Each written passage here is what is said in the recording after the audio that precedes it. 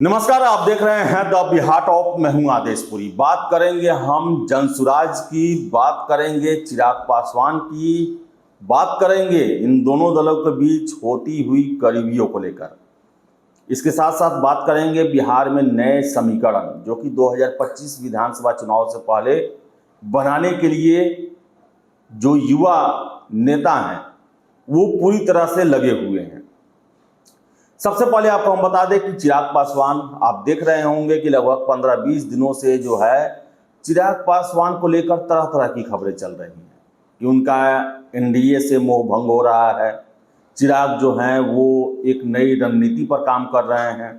चिराग को मुख्यमंत्री बनने का सपना आ रहा है। तो आपको हम बता दें कि जो सूत्रों के हवाले से खबर निकलती है, जो राजनीतिक गलियारे में खबरें चल रही हैं, उसके मुताबिक प्रशांत किशोर और चिराग पासवान के बीच में करीबियां लगातार कम होते जा रही हैं।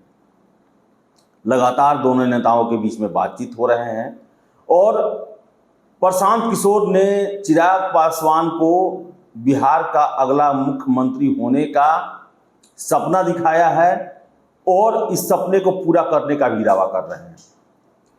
सबसे पहले आपको बता दें प्रशांत किशोर की राजनीति। आप प्रशांत किशोर की राजनीति को देख सकते हैं कि उन्होंने कुछ दिन पहले ही ये कहा था कि हम बिहार विधानसभा चुनाव में 40 सीट महिलाओं को देने वाले हैं। यानी कि महिला वर्ग जो कि देखा जाए 2020 के विधानसभा चुनाव में पुरुषों से ज्यादा मतदाता के रूप में उभरी, उन पर प्रशांत किशोर का पूरा नजर है और 40 महिलाओं को विधानसभा सीट देने का ये वादा जो है वो महिला वोटरों में जनसुराज के लिए काफी आकर्षण का विषय बना हुआ है। इसके साथ साथ बता दें 1 अक्टूबर को जनसुराज का अल्पसंख्यक जो है वो सम्मेलन होने वाला है। यानी कि मुसलमानों के प्रतिनिधित्व को लेकर बता दें प्रशांत किशोर का यह भी कहना है, दावा है उनकी पार्टी का कि 40 विधानसभा सीट हम मुस्लिम वर्ग के उम्मीदवारों को देंगे। जो सीमांचल है, फिर से कोसी इलाका जो है वहाँ पर खासकर सीमांचल में जो खबरें हमें मिल रही हैं कि लगभग सारे सीट जो हैं वो अल्पसंख्यकों के हवाले किए जाएंगे। और आपको हम बता दें कि अल्पसंख्यकों के बीच में प्रशांत किशोर का एक अलग ही जलवा है और ये जो है कई अल्पसंख्यक नेता भी मानते हैं कि हमारे समुदाय में लोगों का विश्वास जो है वो जनसुराज के लिए काफी बढ़ा है।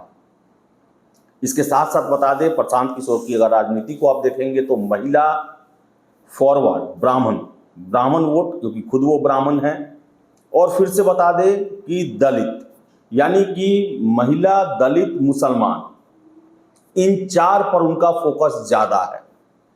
उनका ये भी मानना है कि जो पिछड़ा वर्ग है, अति पिछड़ा वर्ग है, उसमें जदयू आरजेडी का जो पकड़ है वो कुछ ज्यादा मजबूत है। ऐसे में ये एक बड़ा विकल्प हो सकता है बिहार में एक नई राजनीतिक समीकरण के लिए। आपको बता दें कि चिराग पासवान, उनको लेकर यह कहा जा रहा है कि प्रशांत किशोर ने उन्हें सपना दिखाया है कि बिहार के आप अगले दलित मुख्यमंत्री हो सकते हैं और इस वजह से सारे दलितों का समर्थन जो है वो जनसुराज और लोजपा रामविलास को मिल सकता है। और यही वजह है चिराग पासवान जो हैं अब बिहार के अगले मुख्यमंत्री बनने का सपना देखने लगे हैं और यही वजह है कि उनके अब जो बयान आ रहे हैं वो बीजेपी को परेशान करने वाले हैं। चाहे लेटरल एंट्री यूपीएससी में जो है उसको लेकर हो, वक्फ बोर्ड को लेकर हो, चिराग पासवान का जो है वो मत केंद्र सरकार से अलग रहा है। यानी कि चिराग पासवान को एक अलग ऑप्शन दिखना शुरू हो गया है, जो कि उन्हें लगता है कि वो रास्ता जो है उन्हें बिहार के मुख्यमंत्री पद तक पहुंचा सकता है। तो बता दें आपको हम कि प्रशांत किशोर जो हैं वो बिहार में एक फैक्टर बन चुके हैं, इससे अब कोई इनकार नहीं कर सकता है। और बहुत सारे वर्गों में अगर हम बात करें सवर्णों के बीच उनकी एक पहचान बन चुकी है।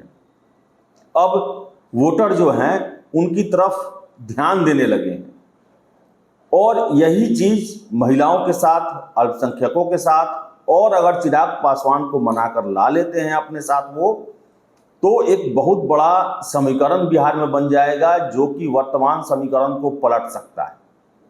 और आपको हम बता दें कि इन सब चीजों का अंदेशा जो है वो नीतीश कुमार को होने लगा है।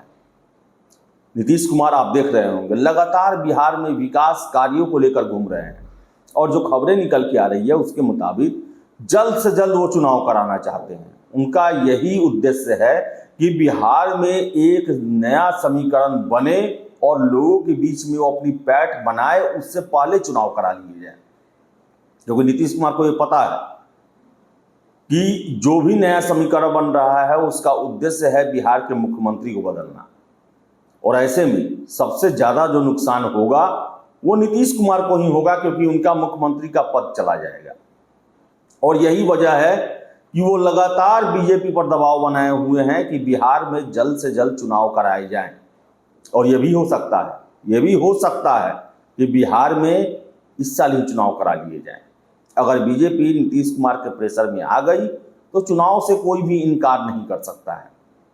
तो आपको बता दें कि चिराग पासवान और प्रशांत किशोर के बीच में काफ़ी करीबियां हो गई हैं, और जानकार जो है उनका यह भी कहना है कि रुपौली उपचुनाव जो हुआ था उसमें भी ये जोड़ी पर्दे के पीछे से काम की थी। यानी कि जनसुराज और चिराग पासवान जो है वहां पर अपने निर्दलीय उम्मीदवार को जिताने के लिए सारे प्रयास किए, और वो प्रयास जो है वो रंग भी लाया।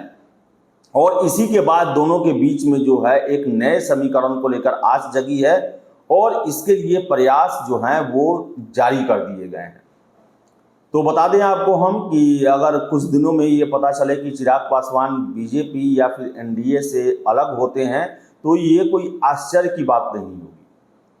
चिराग पासवान की नज़र बिहार के मुख्यमंत्री पद पे है, जनसुराज की नज़र, प्रशांत किशोर की नज़र बिहार में सत्ता परिवर्तन को लेकर है। बिहार में वर्तमान जो समीकरण है, राजनीतिक समीकरण है, उसको पूरी तरह से बदलने पर है, और बिहार को एक नया विकल्प देने की तरफ है। तो देखिए क्या होता है। जो पुरानी पार्टियां हैं बीजेपी, जदयू, आरजेडी, वो भी अपनी रणनीति बना रहे हैं, लेकिन अगर हम देखें तो लोकसभा चुनाव के बाद इन सभी पार्टियों से ज़्यादा जनसुराज और चिराग पासवान जो हैं वो खबरों में हैं, और लगातार बिहार को एक नए समीकरण देने के प्रयास में लगे हुए हैं। देखिए ये कितना रंग लाता है, कितना ये परिवर्तन कर पाते हैं, और क्या बिहार में सत्ता जो है ये बदल पाते हैं, ये समय बताएगा। लेकिन आपको हम बता दें कि अब वो समय आ गया है जब 90s के पॉलिटिक्स करने वाले नेताओं का अब एक तरह से कहें तो उनके राजनीतिक उतार का समय चल रहा है, और युवा नए नेताओं के राजनीतिक चढ़ाव का समय है, और ये बिहार में परिवर्तन करने के लिए पूरी तरह से कमर कस चुके हैं। तो फिलहाल इस वीडियो में इतना ही। वीडियो पसंद आया लाइक शेयर करें, हमारे चैनल द बिहार टॉप को सब्सक्राइब जरूर कर लें। धन्यवाद।